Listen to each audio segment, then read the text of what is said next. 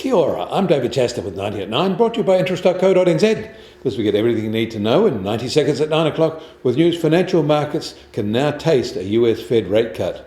Today, all eyes are on tomorrow's August non-farm payrolls report for the US. Analysts expect them to rise a minus 75,000, but overnight labour market data suggests that may be optimistic. First, US initial jobless claims rose last week to 197,000 when a seasonal factor suggested it should have fallen.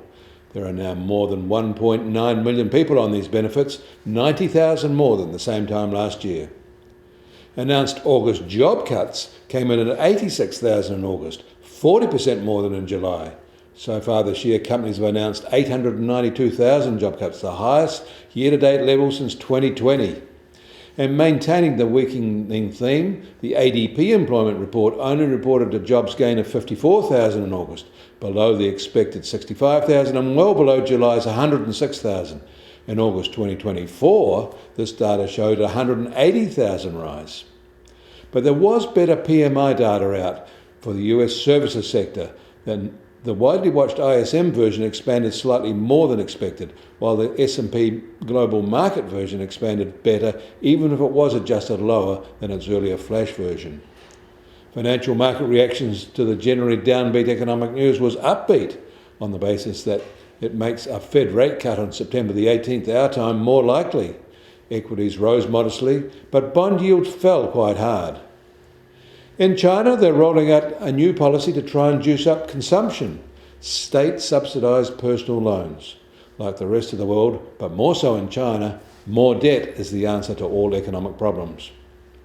In Australia, household spending is strong and rising.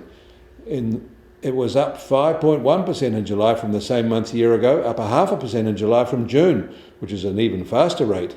That's the third month in a row it has risen, and it has risen in 9 of the past 10 months.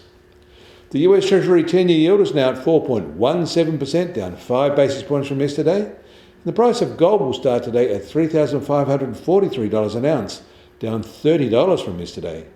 And American oil prices are little changed at just over $63.50 a barrel, while the international Brent price is 50 US cents softer at $67 a barrel.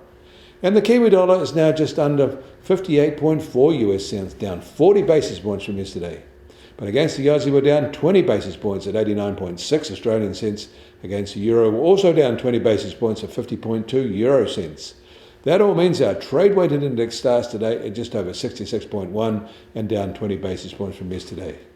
You can get more news about the economy in New Zealand from interest.co.nz. Kia ora, I'm David Chaston, and we'll do this again on Monday.